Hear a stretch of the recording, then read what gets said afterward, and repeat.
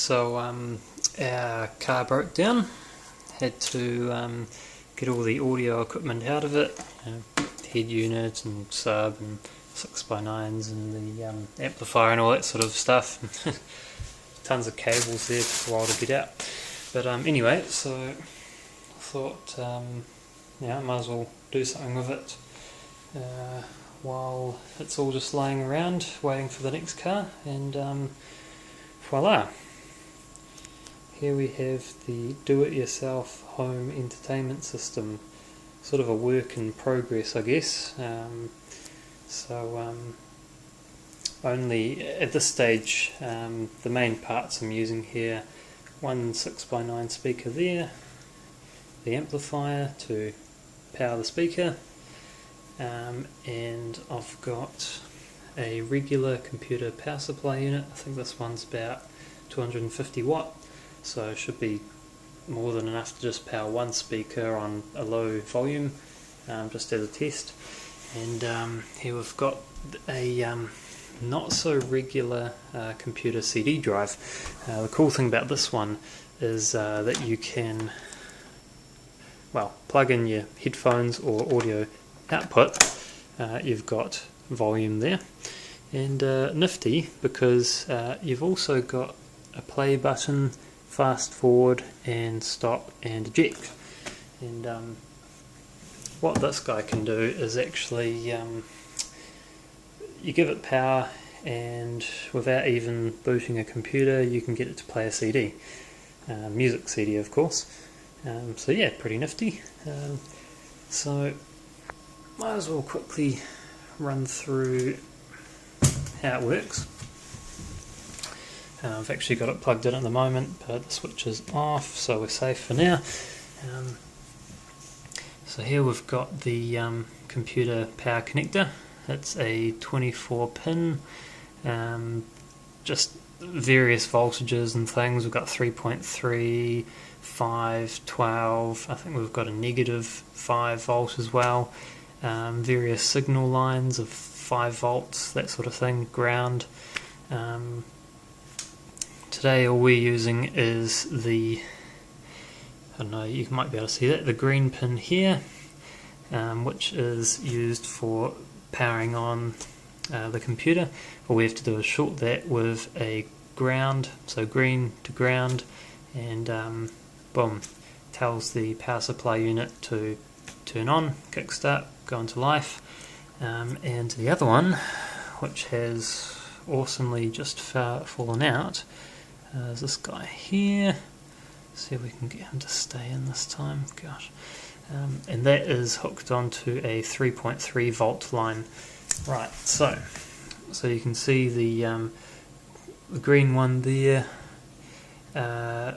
linking onto ground, is just a jumper, so that doesn't really go anywhere. That just joins two cables together to turn on the power supply unit.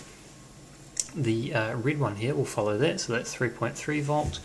That goes over here on the amplifier, goes into the remote input. So this tells the amplifier to turn on. You know, and the use for that in a car is so that the amplifier is always off until the car is on, and then the remote switch turns on and it knows the car's on, and then, you know, can actually turn itself on, just so it doesn't waste battery, that sort of stuff.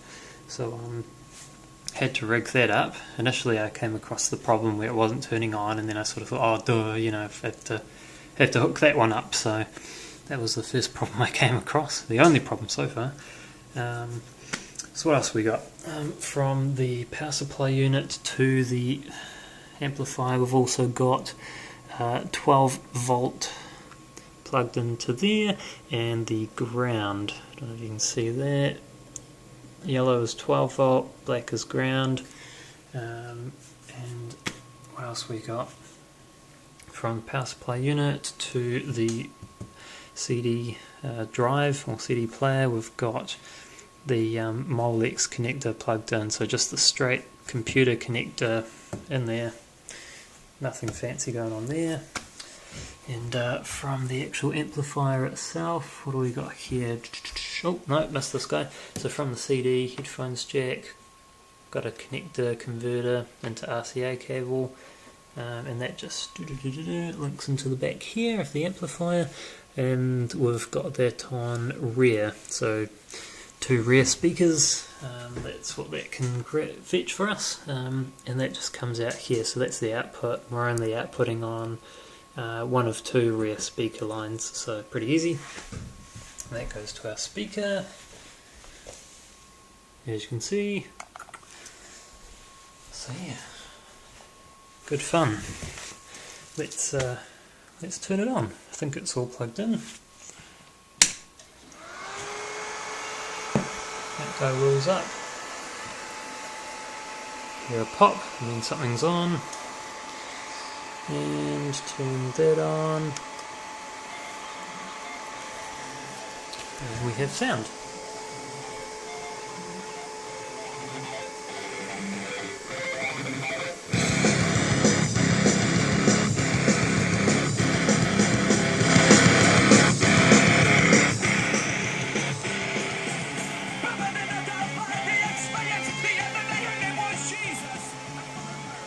And there you have it. Do-it-yourself home theatre. Pretty cheap and nasty and thrown together, but certainly a proof of concept that you can do something with car audio that's not being used for anything good. So there you have it. I think for my next little experiment I might actually plug in the sub. But because the sub pulls 800 watts max and this pushes out 600 watts max, 250 might be a bit scary, although we're not putting it on full volume, it's not pushing it out as much as, you know, as much as it could, so I don't know, have a play around, see what happens. At least we've got a nice little kill switch here, just turns it all off, so there you have it.